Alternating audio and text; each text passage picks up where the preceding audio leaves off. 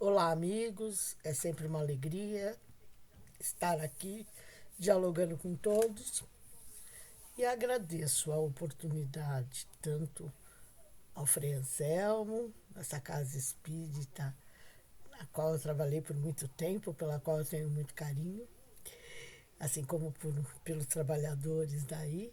E também eu agradeço aos benfeitores que me possibilitam isso, que me inspiram. E agradeço em especial a você, querido amigo, que está me ouvindo, com quem eu vou dialogar. E assim vamos pensando em Jesus, lembrando que Ele é nosso guia e modelo e que a nossa finalidade, a nossa meta é chegar a Ele. E nós chegaremos um dia, né? O nosso tema de hoje, do livro Caminho, Verdade e Vida, de Emmanuel, psicografado por Francisco Cândido Xavier, é o capítulo 179, que se chama O Novo Mandamento. E esse texto comenta um versículo do Evangelho segundo João, que está no capítulo 13 e é o versículo 34, que nos diz o seguinte: um novo mandamento vos dou, que vos ameis uns aos outros como eu vos amei. É muito interessante pensar que nós entendemos por amor. Porque o amor de Jesus por nós é um amor desinteressado, é um amor incondicional. Independentemente das nossas escolhas, Jesus e todos os benfeitores, amigos que nos orientam e nos seguem no sentido de nos proteger, né? Porque nós que deveríamos segui-los, são espíritos que amam incondicionalmente, porque eles entendem o nosso processo evolutivo. Eles entendem como nós resistimos muitas vezes à evolução, porque eles fizeram a mesma trajetória. E o dia que nós estivermos na condição deles, nós também entenderemos. Mas nós podemos antecipar esse entendimento se nós começarmos a perceber que as pessoas à nossa volta não são pessoas que nos quer, aquelas com quem nós não nos damos bem ou que nos incomodam, porque há pessoas com quem a gente tem uma relação distante, mas a gente sabe que a pessoa gosta de nós. Esse essa é uma situação muito difícil. Por quê? Porque eu não gosto da pessoa, mas eu sei que a pessoa gosta de conversar comigo, gosta de mim, é carinhosa, é atenciosa. E eu me sinto muito mal de não corresponder. E aí o meu papel é procurar entender e aceitar o carinho que eu recebo. E, na verdade, sem nem merecer, uma vez que ele não é recíproco. Olha que coisa incrível, né? E todos nós temos pessoas assim. Eu gosto muito sempre de lembrar, nesses casos, de André Luiz, quando ele conta no livro Nosso Lar, que depois que ele é resgatado, que ele está lá na colônia, ele encontra uma moça que diz que orou muito por ele, porque o pai dela, ele atendia gratuitamente no consultório dele. E aí ele fica envergonhado porque ele atendia aquele homem gratuitamente, porque a secretária dele amolava para que ele fizesse isso. Não porque ele tinha prazer em fazer. E aí ele ficou muito sem graça, porque ele descobriu que além da mãe dele, a única pessoa que orou por ele foi ela. Olha que situação, que saia justa. Por quê? Porque ele não gostava da pessoa, ele não gostava do pai da pessoa, ele não queria atender a pessoa. E ela foi a única que rezou por ele, que orou por ele, que pensava nele com carinho, e ela tinha muito carinho e muita gratidão por ele. Todos nós temos histórias parecidas na nossa vida. Mas será que a gente fica com vergonha quando lembra que não correspondemos à atenção que recebemos? Complicado, né? Tem gente que ainda fala assim, ah, fulano é meloso. A pessoa está praticando o amor do jeito que ela sabe. E eu não estou praticando o amor de jeito nenhum, né? E aí que vem a minha pergunta novamente. O que é amar para cada um de nós? A nossa definição de amor ainda é muito ligada à matéria. Nós amamos pessoas com quem nos relacionamos, os nossos filhos, nossos pais, nossos amigos, nossos parentes, nossos maridos, esposas. Mas nós sabemos que esse amor não é incondicional. Porque nós sempre queremos que as pessoas mudem. Nós sempre queremos que as pessoas vivam de uma forma que nós aprovamos. E aí, quando o relacionamento termina, ou quando se opta por terminar o relacionamento, a gente vê que falam, a gente ouve as pessoas falarem, né? O amor acabou. Ora, amor é uma conquista. Se ele acabou, é porque ele não era amor. Porque normalmente nós substituímos esse sentimento que nós chamamos de amor por raiva, mágoa, insatisfação, até, em casos extremos, ódio. Porque todos nós somos capazes ainda de sentir tudo isso. Tanto que há uma definição de que o ódio seria o amor doente. O ódio realmente é uma doença. E uma doença que nos agride profundamente. E o amor é a cura para todos os nossos problemas.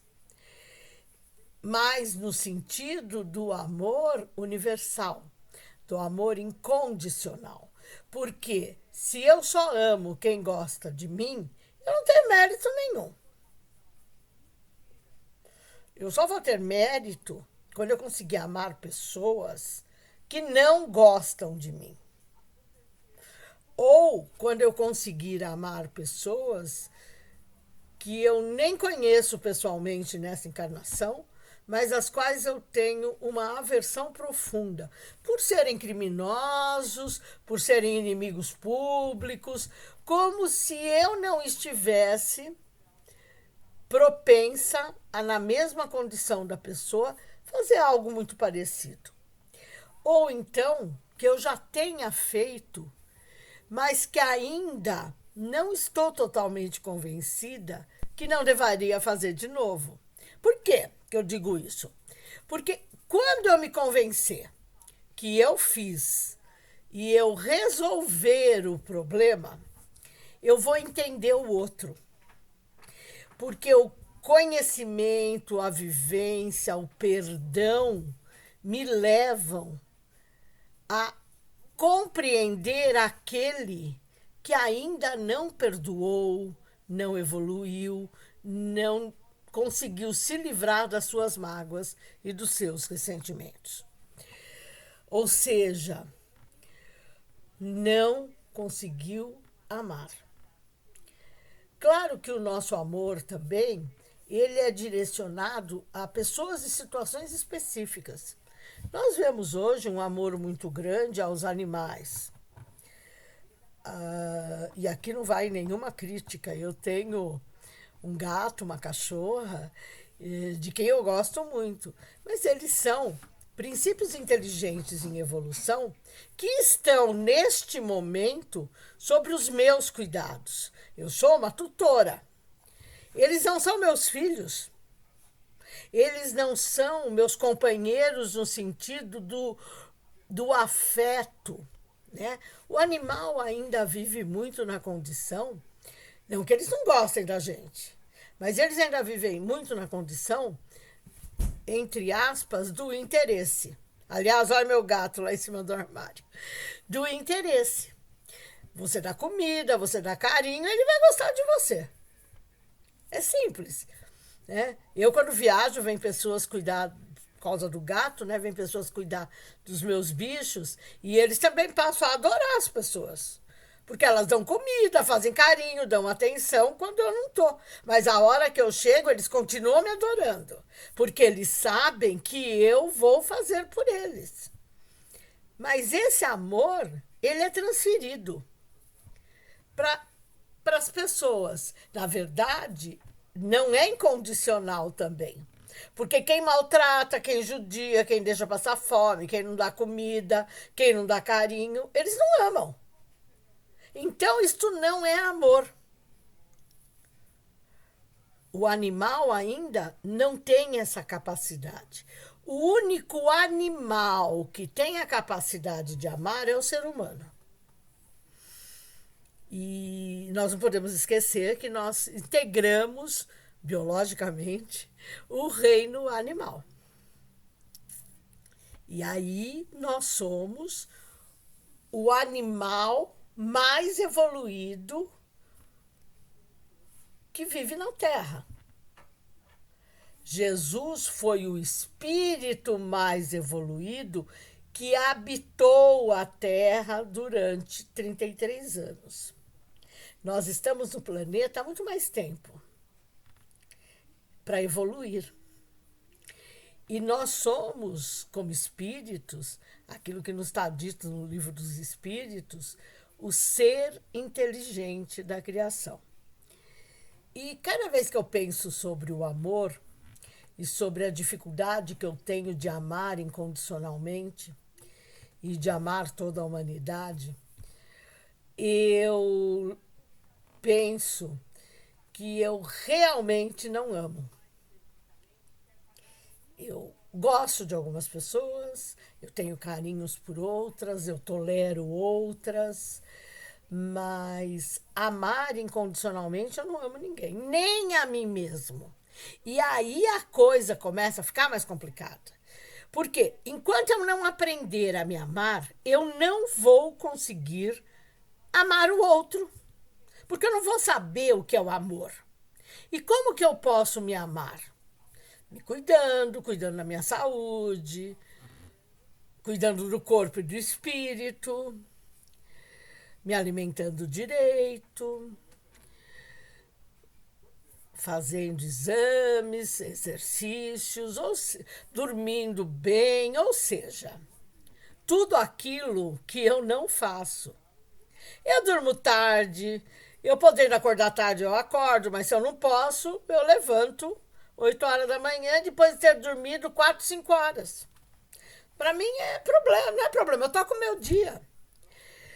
Eu tenho excesso de peso, preciso emagrecer, mas não me preocupo muito com isso. Sei que devo fazer exercício. Onde eu moro, inclusive, tem uma academia, mas eu não arranjo tempo para ir. Percebe? Se eu me amasse, eu me cuidaria. Até para não dar trabalho para os outros algum dia. Porque ninguém quer dar trabalho para os outros. Mas nós precisamos, então, nos precaver disso. E qual é o caminho? É o auto-amor. Porque aí também, indiretamente, eu vou estar amando as pessoas que me cercam. Por não querer ser um peso para elas, por não querer ser um problema para elas.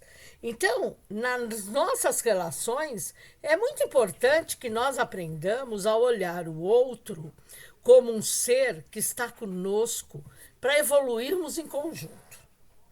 E que essa pessoa ou essas pessoas também, como nós, têm dificuldades, têm aprendizados a serem feitos e que elas vão construir a trajetória evolutiva dela, o caminho para o amor incondicional, da forma como elas conseguirem, que é mais ou menos o que nós fazemos. Nós construímos da forma que conseguimos. As pessoas falam muito em inimigos, em desafetos, e a gente não pensa muito sobre o que significam essas palavras, né? Inimigo, esse I, é a negação do A de amigo. Então, todo inimigo já foi um amigo. Por isso ele nos conhece e nós sabemos que ele pode nos prejudicar. Da mesma forma que nós somos inimigos de outras pessoas. Eu gosto muito da definição de Gandhi, que Gandhi, né, um hindu que conseguiu, através da não violência, a libertação da Índia do jugo do Império Britânico. Uma vez perguntaram para ele se ele tinha inimigos, e ele disse que não. Que ele tinha pessoas que pensavam diferentemente deles. Olha que coisa fantástica. Esse é um primeiro passo para o amor incondicional. Porque a hora que eu olhar o outro como uma pessoa que pensa diferentemente de mim, e que é possível o diálogo sem violência, eu vou estar conquistando uma estrelinha de amor. Podemos dizer assim, não é? Uma nota 8, 7,5, né? A gente está passando numa prova, está vencendo uma dificuldade. Só que nós ainda temos muitas dificuldades a vencer até chegarmos à condição de Jesus. Mas para ir apressando o nosso trajeto, nós temos que começar a investir no amor ao próximo, como Jesus nos amou. Vocês vão falar assim, mas Jesus dava umas broncas. Então, não tem problema repreender o outro. O problema está na nossa intenção quando nós repreendemos alguém. A nossa intenção é ajudar a pessoa ou é criticar mesmo? Eu gosto muito quando as pessoas falam assim para mim, ai, Kátia, vou te fazer uma crítica construtiva. Eu já respiro fundo porque eu já sei que vai vir uma lambada. Porque eu já me irritei só de ouvir a frase. E eu acho que não sou só eu, né, meus amigos? Eu acho que todo mundo já passou por essa situação. Então, eu nunca falo para as pessoas que eu vou fazer uma crítica construtiva. Inclusive porque a definição de crítica não é construir. A palavra não significa construção. Ela significa desconstrução. Com base no quê? Nos meus critérios e valores. Não na lei divina. Então, a hora que eu critico, eu estou dizendo para a pessoa o que eu discordo dela. Ou o que ela pode melhorar. E eu sempre penso, se a hora que eu faço isso, se eu estou sendo amorosa. Tanto que eu procuro não fazer mais. Eu falo para a pessoa que, olha, vou dar minha opinião, vou fazer um comentário, desculpa se não te agradar, mas acho importante te sinalizar isso e, de preferência, longe das pessoas. Porque a repreensão pública ou a crítica construtiva pública é uma agressão. Se alguém já ouviu falar em crítica, assim, vou te fazer uma crítica construtiva e não se irritou, parabéns. Eu não conheço ninguém que não tenha se irritado. Então, o que nós fazemos, muitas vezes, é orientar. Também não é dar conselho. Nós não temos evolução e sabedoria suficiente para aconselhar. Mas nós podemos dizer para a pessoa e ajudar a pessoa a resolver a dificuldade dela com os instrumentos, com as ferramentas que ela tem. Eu também não posso me outorgar a condição de resolver a vida da pessoa, porque aí eu não vou estar resolvendo a minha. Ou seja, eu não vou estar evoluindo. E eu vou estar correndo um risco muito grande. E é por causa desse risco que eu não vou estar evoluindo. Por quê? Porque a hora que eu fizer pelo outro, se der certo, tudo bem. Se der errado, de quem é a culpa? Não vem dizer que é do outro que deixou a gente resolver, não é não. Ninguém vai dizer que a culpa é de quem deixou resolver. A culpa vai ser de quem resolveu. E conselho é isso. Nós damos conselho pensando sempre no que nós faríamos. Ou melhor, no que nós achamos que deveria ser feito e também não conseguimos. Mas queremos que o outro consiga. Então, a gente ouve muito as pessoas falarem: precisa amar. Claro que precisa amar. Mas como eu vou chegar a esse amor incondicional num mundo de provas e expiações, com dificuldades, sabendo que eu ainda não tenho a capacidade de amar incondicionalmente, que eu tenho muito que evoluir ainda na minha trajetória até chegar à condição de Jesus? Ora, frente a isso, eu tenho que começar a desenvolver e percorrer caminhos que me levem a essas conquistas. Ou, se preferirem, a conquista do amor incondicional. Quais são os caminhos? A tolerância, a compreensão, a caridade, o perdão, o entendimento da condição do outro. A lista é infinita, né? A lista é bem longa, porque envolve também, do nosso lado, a resignação, a aceitação da condição do outro. A gente ouve muitas pessoas falarem em se colocar no lugar do outro. E eu tenho alguns problemas com relação a isso. Porque a hora que eu me coloco no lugar de qualquer pessoa, eu me coloco com a minha bagagem evolutiva, com o meu conhecimento. E com a parte do meu conhecimento que eu estou lembrando, né, nessa encarnação. Eu não lembro de tudo que eu já fiz. Que bom, né? Porque senão a situação ficaria bem mais difícil. Então, falar e me colocar no lugar do outro é impossível. Porque a minha história evolutiva, a minha trajetória é diferente da do outro. De todos os outros, porque a evolução é individual. Eu posso ser solidária.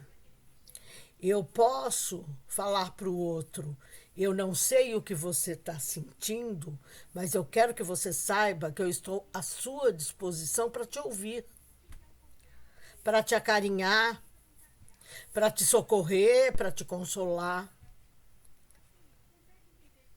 Agora, existe uma outra possibilidade que se chama alteridade.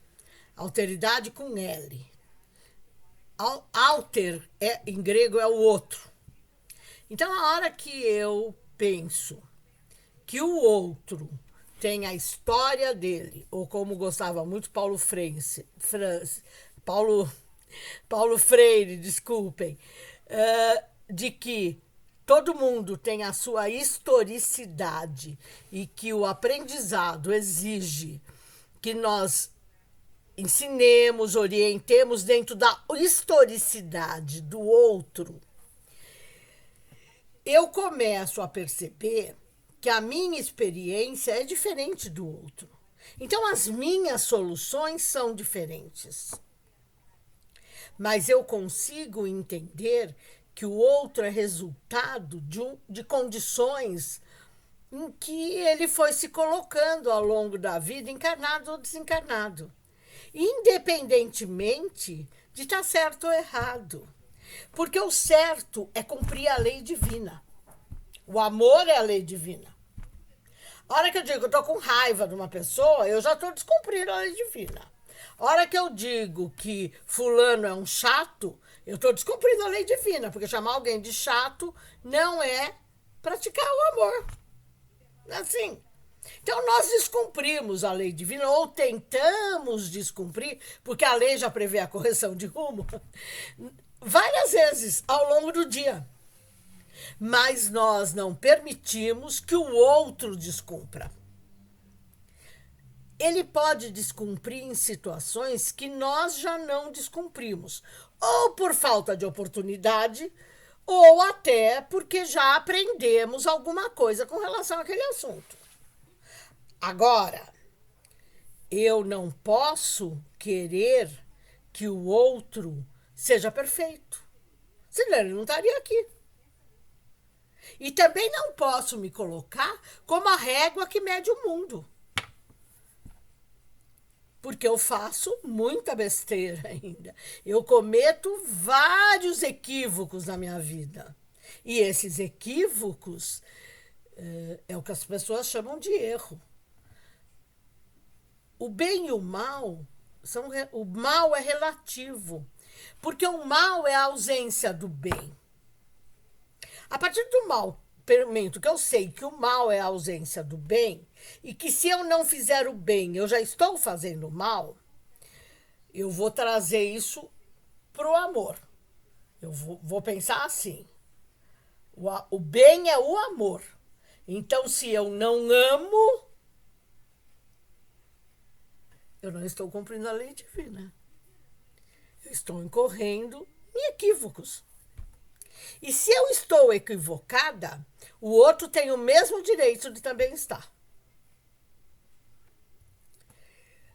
A repreensão ao outro, está dito no Evangelho segundo o Espiritismo, ela só vale se for para ajudá-lo a corrigir o rumo, e desde que a nossa intenção não seja denegrir a imagem da pessoa. Fazer fofoca não é amor. Né? Olha, você viu o que a fulana fez? Você viu o que o ciclano fez? Então, isso é difamação. Quantas vezes por dia eu faço isso? Várias.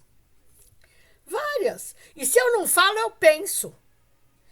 E a hora que eu penso, como eu sei que eu nunca estou sozinha, na faixa vibratória que eu me situo, alguém vai captar o meu pensamento. E vai, de repente, se eu alimentar muito esse pensamento, se aproximar de mim. E vai fortalecer esse meu sentimento de desamor, de desafeto.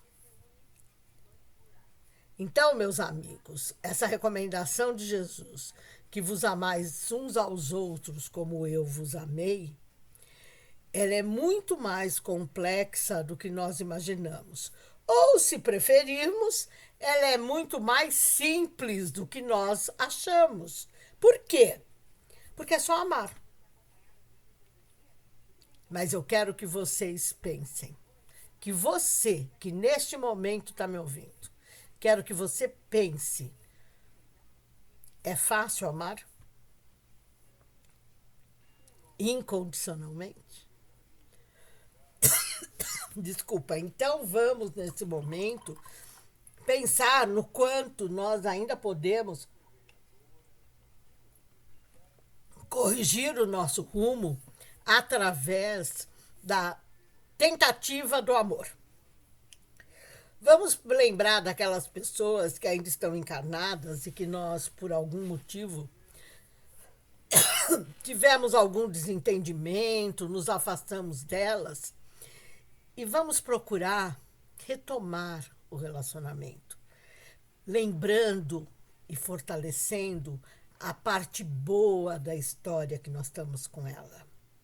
Vamos também, no nosso dia a dia, procurar comentar o que tem de bom na nossa vida. Vamos aprender a agradecer pela vida que temos. São exercícios que nos levam ao amor. Porque a hora que nós somos gratos pela vida que temos, a gente começa a perceber que há pessoas com problemas muito piores que os nossos. E que há pessoas que, com problemas muito piores que os nossos, são muito mais compreensivas com a dor, com o sofrimento e com as pessoas, muitas vezes, que causaram esse sofrimento, do que nós somos com os nossos tropeços e com o tropeço alheio. Eu tenho umas amigas com quem a gente sempre comenta que nós não temos problema. A gente não tem nenhuma doença séria, todo mundo tem problema de financeiro, porque gasta mais do que ganha. Então, a gente sabe qual é o caminho da correção. Né? E que não adianta ganhar mais, porque vai gastar mais, né? Não é assim? Então, e que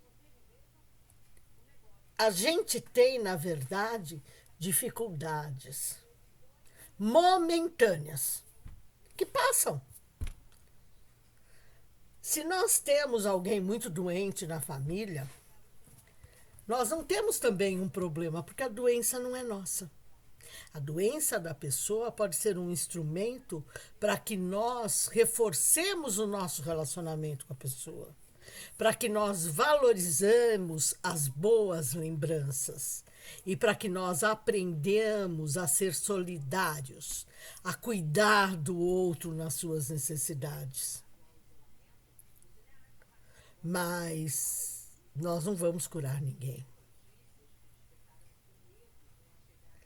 Muitas vezes a gente quer a pessoa curada,